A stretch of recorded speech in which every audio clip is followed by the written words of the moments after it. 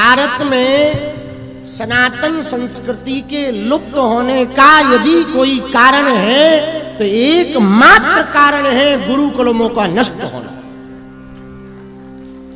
विदेशी ताकतों ने भारत को बर्बाद करने के पहले, भारत को लूटने के पहले फ्रांसीसी, डच, पुर्तगाली, बाबर, अकबर, हुमायूं, जितने भी विदेशी ताकतें, मोहम्मद गौरी, जितने भी विदेशी ताकतें भारत पर आक्रमण करने आई, जब भारत पर आक्रमण उन्होंने प्रारंभ किया सन 80 के दशक के पूर्व में, 80 के दशक के पूर्व में जब अंग्रेज ब्रिटिश सरकार यहाँ पर, ब्रिटिश प्रशासन के लोग अंग्रेज यहाँ पर आए, उन्होंने सबसे पहले कोई काम किया तो एकमात्र काम किया, जहां जहां गुरुकुलम थे उनको तोड़ करके उनके सामने कॉन्वेंट स्कूल की स्थापना का प्रकल्प छेड़ा।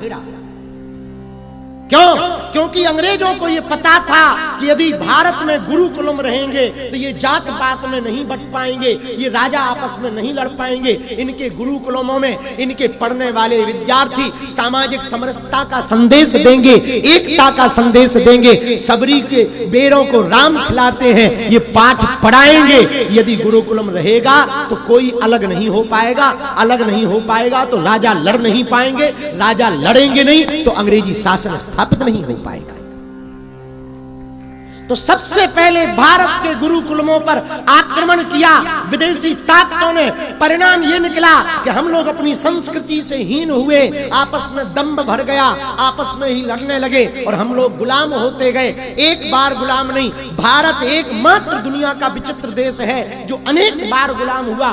डचों ने भी गुलाम बनाया, पुर्तगालियों ने भी गुलाम बनाया, बाबरों ने भी गुलाम बनाया, हमको ब्रिटिश ने भी गुलाम बनाया और आज भी भारत जाति पात के नाम पर गुलाम। कहने को तो हम 1947 में आजाद हो गए और आज भी भारत मानसिकता के साथ गुलाम है। इस भारत को यदि बचाना है, हिंदुत्व को बचाना है, सनातन को बचाना है तो पूरे भारत के लोगों से हम एक वीडियो के माध्यम से, और आप लोग जो गया में बैठे हैं, हम इस श्राद्ध पक्ष में प्रार्थना करना चाह रहे हैं। भैया बुरा ना मानना, आज वर्तमान में 65 देश हैं मुसलमानों के पास, 95 से ज्यादा देश हैं ईसाइयों के पास, यहूदियों का अपना देश है इजराइल। हिंदुओं की संख्या 140 करोड़ है पूरे वर्ल्ड में, 80 करोड़ हिंदू भारत में रहते हैं लगभग, फिर भी हिंदुओं का एक भी देश नहीं है। पूछो क्यों? पूछो क्यों? जरा जोर से पूछो क्यों? क्योंकि लगातार मुसलमानों के देशों की संख्या इसलिए बढ़ रही, ईसाई मिशनरियों के देशों की संख्या इसलिए बढ़ रही क्योंकि प्रत्येक मस्जिद के साथ एक एक मदरसा जरूर बनाया जाता है, प्रत्येक बड़ी चर्च के साथ एक एक कॉन्वेंट स्कूल जरूर बनाया जाता है। यदि एक एक मठ के साथ एक एक गुरुकुलम बनाया जाएगा तो भारत भी हिंदू राष्ट्र होगा, पाकिस्तान भी हिंदू राष्ट्र होगा, भूटान भी हिंदू राष्ट्र होगा और खंड भारत फिर से अखंड हो जाएगा।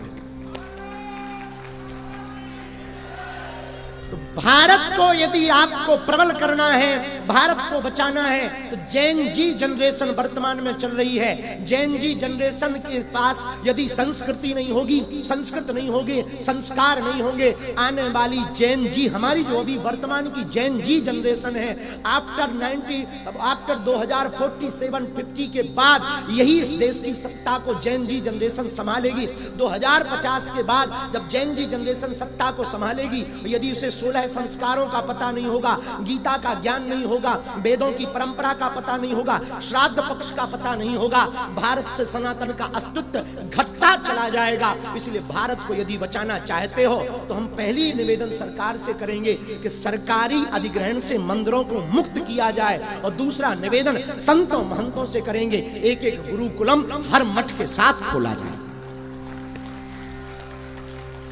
ये खोल दिया जाएगा, हमारी परंपरा बच जाएगी, हमारा हिंदुत्व बच जाएगा, हमारी वैदिक परंपरा चल जाएगी और हम लोग सुव्यवस्थित हो जाएंगे और वैदिक परंपरा के आधार पर ही भारत को हिंदू राष्ट्र बनाएंगे। पूछो क्यों? मठ की स्थापना से भारत कैसे बदलेगा?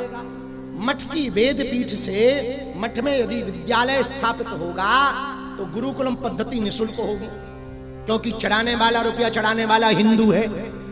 कौन चढ़ाता है मंदिरों में रुपया? हिंदू। जब हिंदू चढ़ाता है तो हिंदुओं की चढ़ोतरी का, दान पेटी के रुपया का सदुपयोग हिंदुओं के लिए होना चाहिए या दूसरों के लिए? उनका रुपया चढ़ाया हुआ उनके काम आएगा। बच्चे पढ़ेंगे, वेद का ज्ञान लेंगे, साइंस का ज्ञान लेंगे। आप कहते हो कि संस्कृत पढ़ने से क्या होगा? एक संस्कृत ही ऐसी भाषा है जो ऊपर एस्ट्रोनॉट अंतरिक्ष में बैठे हुए, स्पेस में बैठे हुए, आप अंग्रेजी का मैसेज ऊपर से नीचे भेजेंगे तो वो उल्टा हो जाएगा, अर्थ का अनर्थ हो जाएगा। पर स्पेस में बैठे हुए जगह से यदि आप संस्कृत में कोई मैसेज भेजेंगे तो वो एक्यूरेट यहां पर आएगा। तो वेद विद्यालय यदि स्थापित होंगे, संस्कृत का आविष्कार होगा, संस्कृति की और पुनर्स्थापना होगी, संरक्षण होगा, संवर्धन होगा, वेद परंपरा हमारी चलेगी। एक मठ में एक गुरुकुलम होगा तो गायें रखी जाएंगी, गाय रखी जाएंगी तो गाय सड़कों पर नहीं घूमेंगी, गाय सड़कों पर नहीं घूमेंगी तो गायों के लिए सेवक मिलेंगे। सेवक कौन? जो विद्यालय में पढ़ेंगे वो गायों की सेवा करेंगे। वेद लक्षणा गौ माता का वो दूध पिएंगे तो कैंसर के रोग से बचेंगे, अस्पताल बनवाने से हमारा खर्चा बचेगा।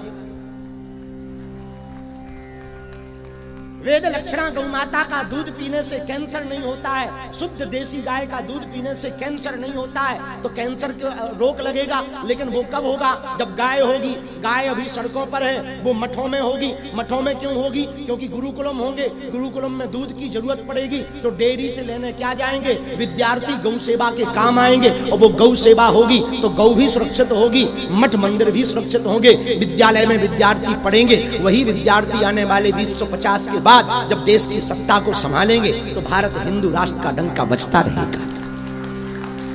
एकमात्र धीरेन्द्र कृष्ण शास्त्री के चिल्लाने से या पैदल यात्रा करने से, 7 नवंबर की 16 नवंबर की पदयात्रा करने से भारत हिंदू राष्ट्र नहीं बन सकता है। अब प्रत्येक हिंदू के घर से धीरेन्द्र कृष्ण शास्त्री को निकलना चाहिए। जब तक ये नहीं होगा तब तक देश नहीं बचेगा। इसलिए मेरे प्रियजनों, आज की बात में हम यही कहेंगे, विद्या ददाति विनयम।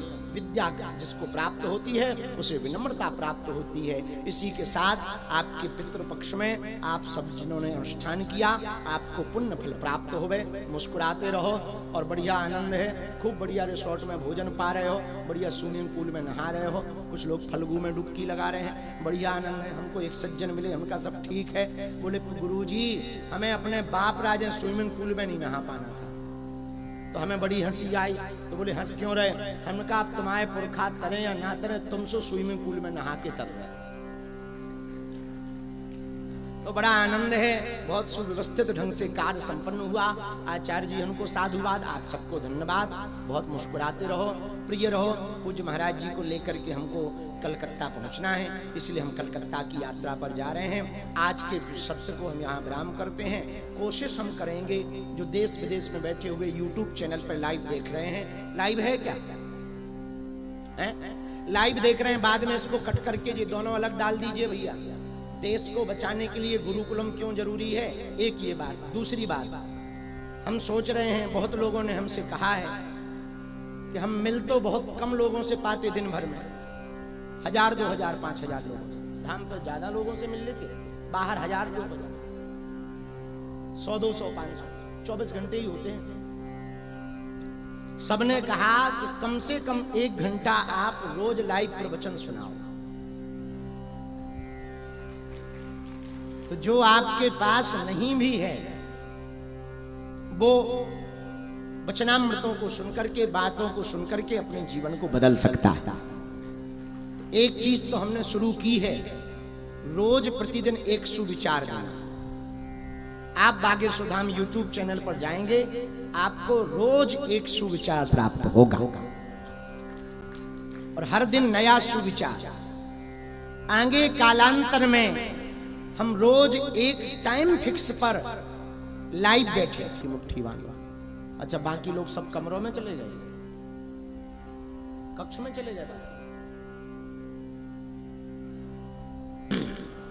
हे बागेश्वर बालाजी, हे सन्यासी बाबा, आजीवन पर्यंत आपके चरणों से, परंतु हमारी अर्जी स्वीकार करो, हम पर अपनी कृपा करो। आपकी जय हो, आपकी जय हो, आपकी जय हो। मनी मन बालाजी को प्रणाम करो, सन्यासी बाबा को प्रणाम करो, दादा गुरु जी को प्रणाम करो। हमारे साथ बोलेंगे ओम बागेश्वराय नमः। ओम हम हनुमते नमः। ओम सन्यासी देवाय नमः। मणिमन पुनः बालाजी को प्रणाम करो, दादा गुरु जी को प्रणाम करो, पूज्यपाद बागेश्वर बालाजी हनुमान जी का दिया हुआ यह ऐसा अचूक अटूट उपाय है जिन भक्तों के पर्चा नहीं बन पाते, मिलना नहीं हो पाता, वो यदि सामूहिक अर्जी लगाते हैं, लहसुन प्याज मांस मंदरा बंद कर देते, महीने में एक बार, 2 महीने में एक बार, 3 महीने में भी एक बार, शनिवार अथवा मंगलवार की पेशी शुरू करते हैं, उनका बिना पर्चा बने ही उनकी अर्जी स्वीकार हो जाती, बालाजी की कृपा हो जाती, रोग में, संकट में, बाधा में, व्याधि में, पीड़ा में आराम लगने लगता है। तो जो भी अर्जी लेकर आए हो मनी मन 3 बार बोलो ओम। बाएं हाथ की मुट्ठी का भी उतारा 3 बार करो, पीछे की तरफ छोड़ दो, दोनों हाथों को आपस में मलो। ओम बागेश्वराय नमः, ओम बागेश्वराय नमः, ओम बागेश्वराय नमः, ओम बागेश्वराय नमः। आंखों में लगाओ, शरीर में जहां पीड़ा है स्पर्श कराओ।